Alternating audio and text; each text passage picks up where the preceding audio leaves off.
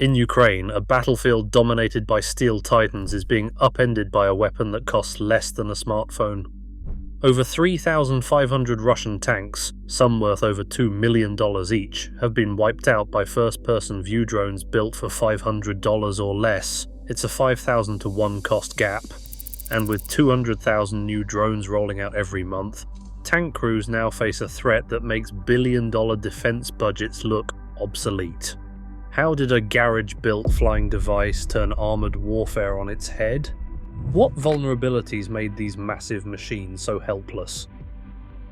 A battered workbench holds a tangle of wires, motors and carbon fiber frames.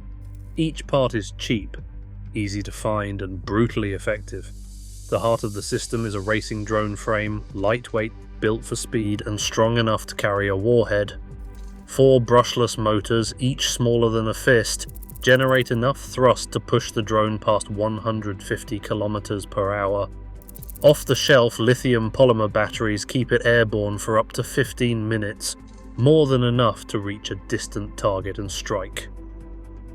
A pair of first-person view goggles connects the operator to the drone camera. There is almost no delay. Latency drops below 50 milliseconds, letting the pilot steer around trees, buildings, or tank turrets in real time. A small transmitter and receiver handle the video feed, costing less than a dinner out. The payload mount is nothing fancy, just a reinforced bracket designed to hold a shaped charge or an RPG warhead, usually 1 to 3 kilograms. Some operators use 3D printed parts to save weight or to fit whatever explosive is on hand. Assembly takes less than 2 hours for someone who knows what they are doing. The total cost, even with high-quality batteries and a good camera, rarely exceeds $500. An anonymous FPV operator, his voice distorted by software, puts it simply. You can build one of these in your garage, no special tools needed. Every part is replaceable. If you lose one, you build another. What started as a hobbyist's project now delivers battlefield power once reserved for state-of-the-art missiles. The only real limit is how many hands are willing to build and how many targets are waiting downrange. A single FPV drone, once assembled, can cover up to 15 kilometers on a single battery charge. Its range and speed let it cross open fields and tree lines at more than 150 kilometers per hour, faster than most tanks can traverse rough ground. This reach means no armored column, no matter how deep in the rear, is truly safe. Operators can launch from hidden positions far from the front line, sending drones skimming low to avoid detection and electronic interference. But the real power lies not just in one drone, but in sheer numbers. By late 2025, Ukrainian factories and workshops are turning out more than 200,000 FPV units every month. Assembly lines stretch wall to wall, with workers soldering circuits, testing motors, and boxing up finished airframes by the hundreds. Small teams of volunteers and professionals alike contribute to this output, using a mix of imported and locally sourced parts.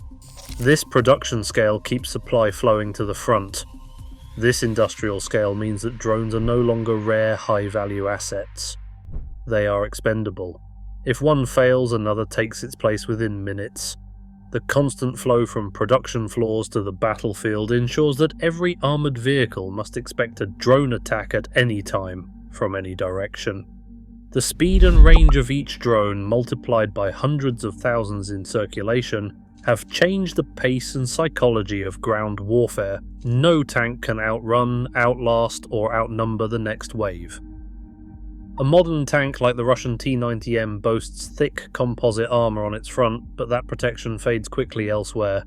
The roof where most FPV drones strike is often just 20 to 40 millimeters thick, less than the width of 2 fingers. This thin layer was never designed to stop a direct hit from above. Shaped charges carried by drones, weighing just 1 or 2 kilograms, can punch through it with ease. The engine compartment is another weak point. Metal grills shield the machinery, but these gaps offer a straight path for explosives to reach fuel lines or electrical systems. A well-placed strike here can set the tank ablaze or leave it dead in the mud. The rear armour, meant only to stop small arms, is even thinner than the roof. A drone approaching from behind faces little resistance, especially if the crew is forced to reverse under fire. Armour lines the hull in chunky blocks. It is tuned to defeat anti-tank missiles, not slow, precise drones. When an FPV warhead slips between these blocks or targets the seams, the armour does nothing. Open hatches, sometimes left ajar for ventilation or quick escape, become gaping entry points. Every design decision that once balanced weight and mobility now offers an invitation to destruction. The reality?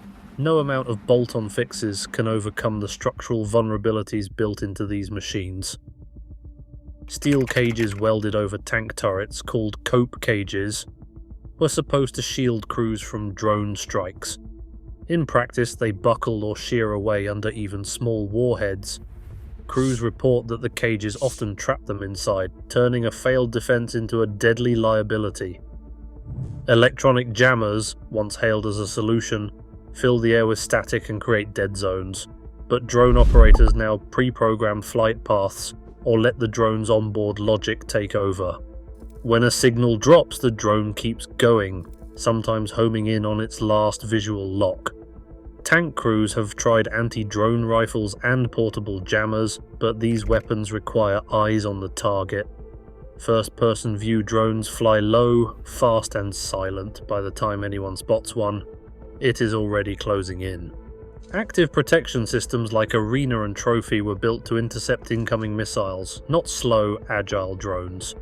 Their radar signatures are tuned for threats the size of a rocket, not a racing drone with a plastic frame. These systems often miss or fail to react in time, leaving the tank exposed. Smoke screens, a staple of armoured doctrine for decades, do little against the drone's thermal camera. The hot engine and crew compartments glow through the haze, offering a perfect aim point. Field reports from both sides echo the same frustration. Every new layer of defense is quickly outpaced by cheap, rapidly evolving attack drones. The gap between offense and defense grows wider with every month, leaving traditional countermeasures in the dust. A Ukrainian tank commander's voice is thin and tense over a radio recording. He says, "We can't move. Drones above us all day. If we go forward, we burn." His words echo the new frontline reality. In some sectors, armoured crews refuse orders to advance unless drone teams sweep the air first. The numbers behind the fear are staggering, between 50 and 100 armoured vehicles lost to drones every week. Tank crews, once considered the safest on the battlefield, now face the highest risk. In many brigades, infantry squads are more likely to survive than those inside a $2 million tank. The threat is constant and unpredictable. A single FPV drone, silent until the last second, can end a crew's mission and their lives in an instant. Some units have started leaving their vehicles behind entirely, choosing to fight on foot rather than ride in what many now call metal coffins. The psychology of the battlefield has changed. Armour, once a symbol of strength, now inspires dread. In June 2025, a coordinated strike called Operation Spiderweb sent 117 FPV drones deep into Russian territory. Each drone was built for less than the price of a used smartphone. They damaged or destroyed 41 high-value aircraft at multiple air bases, including long-range bombers, reconnaissance planes, and command and control jets. The total cost for all 117 drones hovered around $50,000, a fraction of what a single aircraft on the tarmac was worth. The operation took more than a year to prepare. It relied on mobile data networks and remote piloting from Ukrainian territory. The shockwaves from Spiderweb reached far beyond the immediate wreckage. Inside NATO headquarters, procurement planners began to question the logic of multi-billion-dollar tank and aircraft orders. One senior planner who spoke anonymously said they were watching a $500 drone force them to rewrite decades of doctrine. Every procurement decision is now shaped by this threat. If a vehicle cannot survive a drone swarm, it does not belong on the battlefield.